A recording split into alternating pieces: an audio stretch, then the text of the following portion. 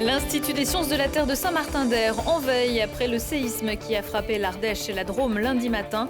Selon les experts isérois, des répliques sont probables.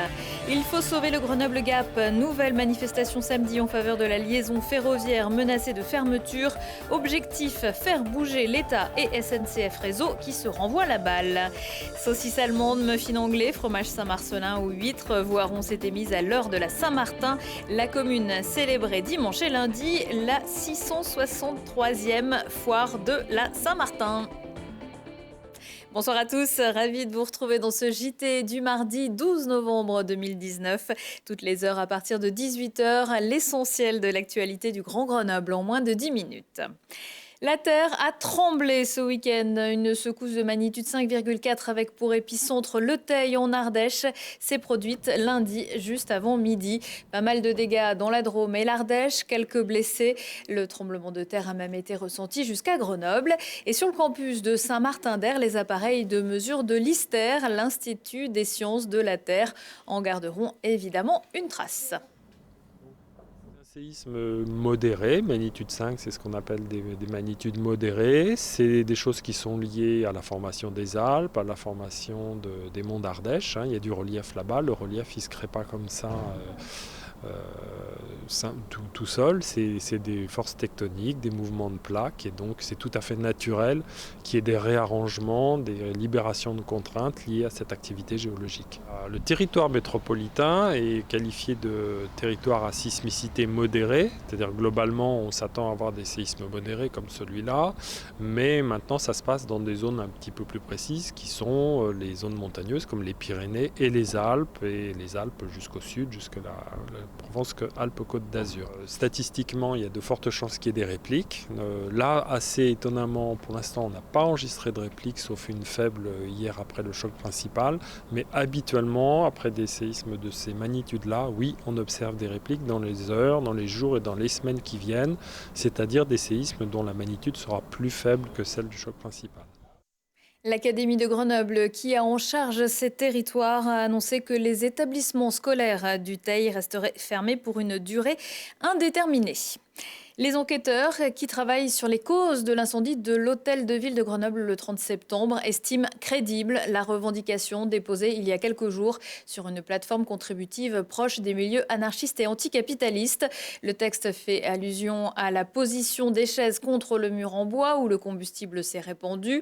Le message parle, je cite, de rejet de la démocratie et du citoyennisme et évoque une action directe contre la politique participative actuelle menée par Éric Piolle.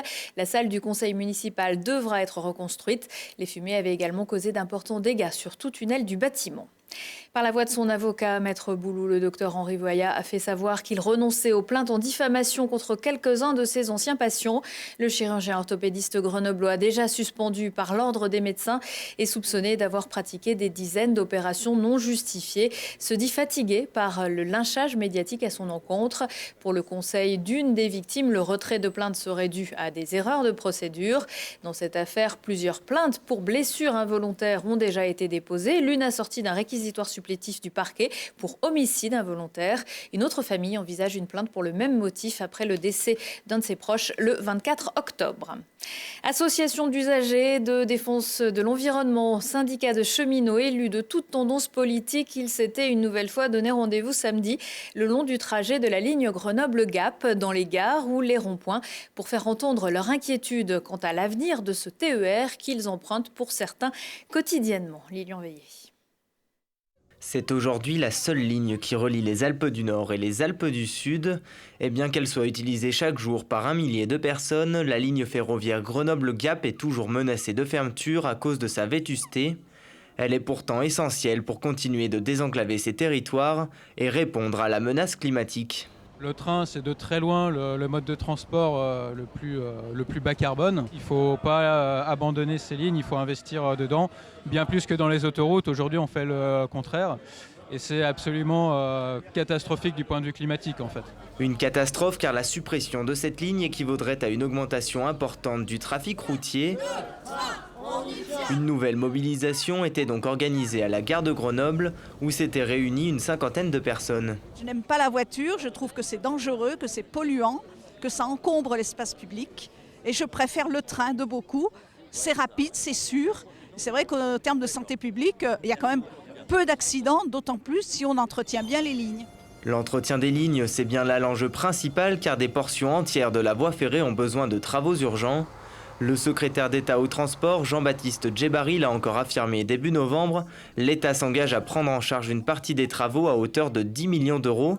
Mais aucune convention n'a encore été signée et les usagers craignent la fermeture de leurs lignes.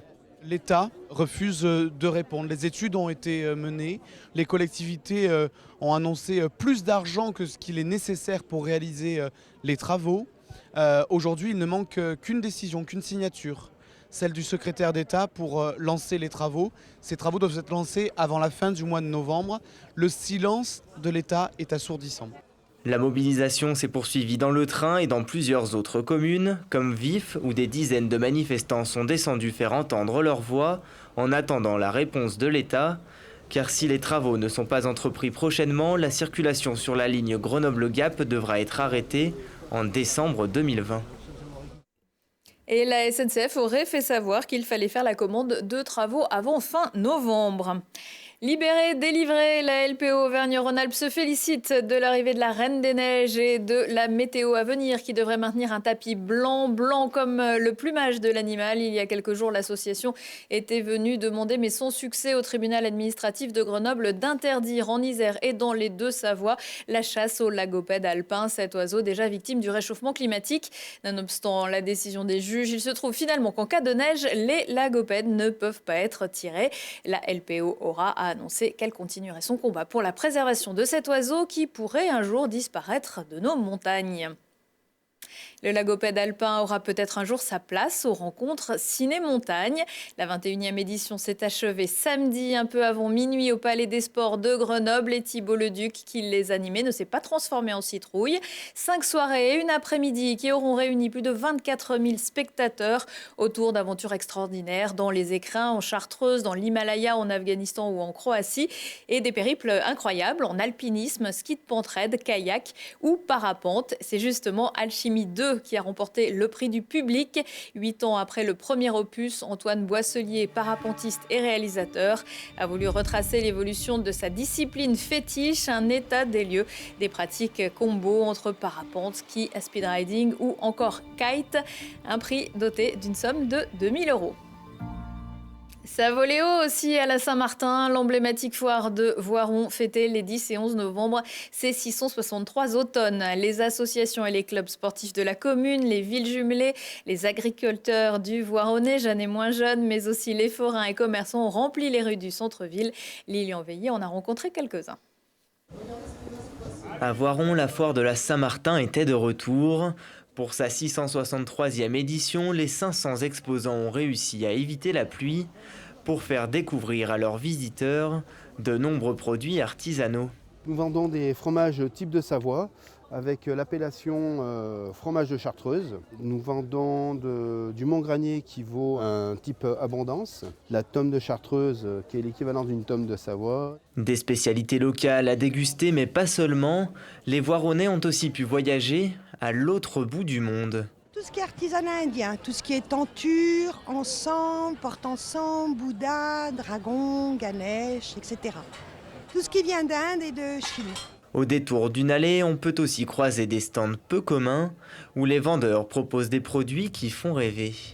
Des minéraux, des roches, des météorites, des diamants, des saphirs, des pépites d'or, de l'opale, donc des gemmes, également des pierres précieuses, dites précieuses.